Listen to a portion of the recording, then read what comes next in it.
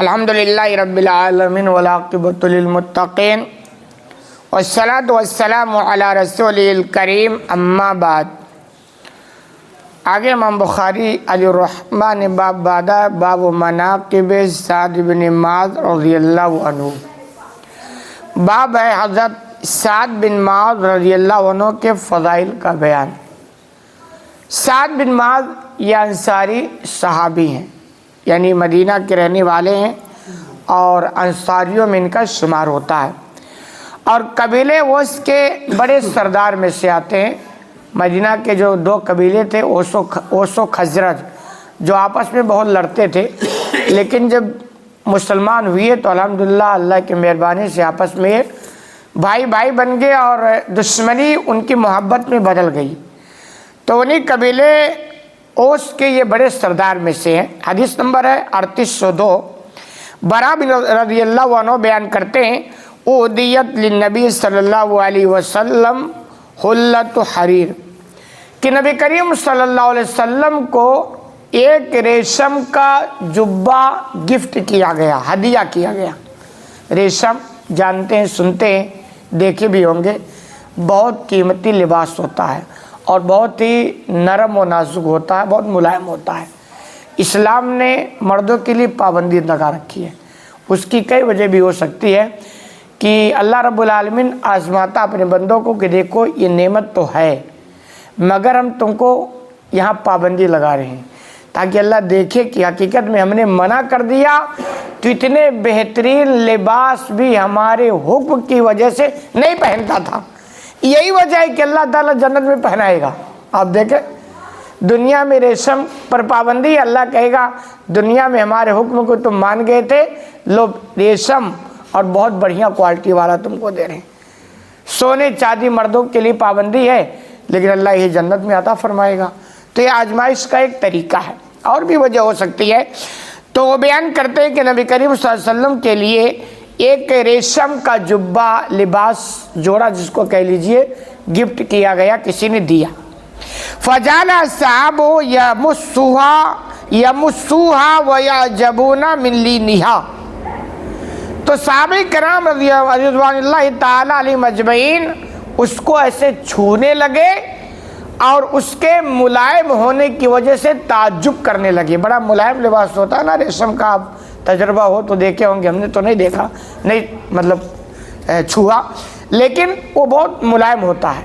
تو کہہ رہے صحابہ کرام کے جب دیکھے تو اس کو چھوتے ایسی، اور اس میں جو نرمی، جو نازک، جو ملائم، اس سے وہ بڑے تعجب کرنے لگے کہ یہ بھی اتنا قیمتی لباس اور اتنا بہترین لباس، اور وہ غربت کا زمانہ تھا، کہاں دیکھنے کو ملتا، لیکن کسی نے نبی کو گفٹ کر دیا۔ تو صحابہ کرام نے ہاتھ لگا کر اس کو دیکھا اور تعجب بھی کیا۔ فقال اتعجبون من لین ھذا، تو نبی کریم صلی اللہ علیہ وسلم نے جب یہ دیکھا صحابہ کو تو کہا کہ کیا تم اس کے نرم و نازک ہونے پر تم تعجب کرتے ہو؟ بھئی اتنا ملائم لباس اور اس پر تم تعجب کرتے ہو، اور تعجب کی چیز ہے بھی، تو آپ نے کہا کیا اس پر تم تعجب کرتے ہو؟ لَمَنَادِلُ سعد بن معاذ خیر منہا وعلیا، آپ نے فرمایا یقیناً سعد بن معاذ کا جنت میں جو رومال ہے نا، وہ اس سے زیادہ بہتر ہوگا یا اس سے زیادہ نرم و نازک ہوگا۔ یہ آپ نے کہا یہ تو دنیا ہے، یہی ریشمی لباس جو جنتیوں کو ملے گا، اور اس میں سعد بن معاذ کا نام لے کر بتایا گیا کہ ان کو لباس جو ہوگا، اس لباس میں جو رومال ان کو ملے گا نا، وہ اتنا نرم و نازک ہوگا، اس کے سامنے یہ پھیل ہے۔ تو اچھا آپ دیکھیں، اللہ رب العالمین نے جنت کے کچھ نمونے دنیا کے اندر رکھے ہیں۔ وہ ایسا نہیں ہے، کوالٹی میں بہت فرق ہوگا، اس کی پیچھے حکمت ہے کہ اگر وہ چیز ہم نہ دیکھتے تو ہمارے اندر وہ طلب نہیں پیدا ہوتی۔ مثلا ہم سنتے ہیں کہ جنت میں سیب ملے گا، ہم دنیا میں سیب دیکھتے ہیں، کھاتے ہیں، تو یہ تجربہ لیتے ہیں کہ یار دنیا کے سیب میں یہ ذائقہ ہے، تو جنت میں اللہ جو سیب تیار کر رکھا ہوگا اس کا ذائقہ کیسا ہوگا، تو ایک طرف پیدا ہوتی ہے نا۔ لیکن اگر ہم یہ سیب دنیا کے اندر نہ دیکھتے، نہ کھاتے، اور ہم سنتے کہ یار جنت میں اللہ ہم کو سیب دے گا کھانے کے لیے، تو کہتے پتہ نہیں کیا چیز ہے، تو وہ تڑپ نہیں پیدا ہوتا.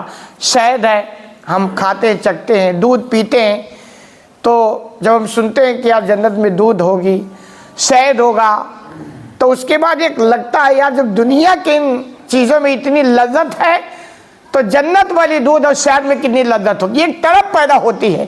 تو ایسے اللہ نے ریشم جو جنتیوں کے لباس ہے دنیا میں اس کا نمونہ رکھا ہے. یہ الگ بات ہے، پابندی لگا رکھا ہے تاکہ لوگوں کو ایک تڑپ پیدا ہو کہ یار دنیا میں اللہ نے جو دیا اس کا یہ حال ہے تو جنت میں اللہ نے جو تیار کر رکھا ہوگا اس کی کیا حالت ہوگی.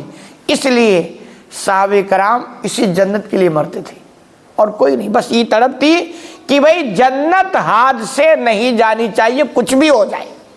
تو ایک چیز تو یہ. دوسری، سعد بن معاذ کی فضیلت کا پتہ کہ آپ نے نام لے کر کہا کہ ان کو جو ریشم کا لباس ملے گا وہ اس سے زیادہ ملائم اور نرم نازک ہوگا.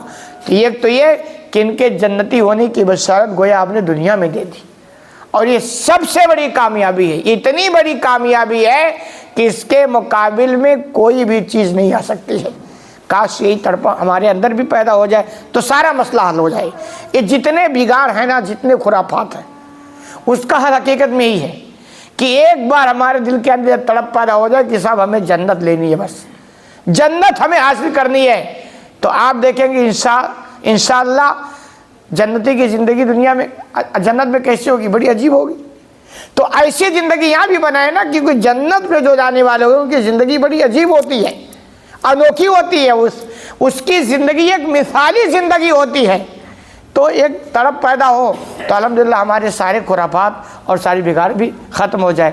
اللہ رب العالمین سے دعا ہے کہ الہ العالمین تو ہمیں کہنے سننے زیادہ عمل کرنے کی توفیق عطا فرما.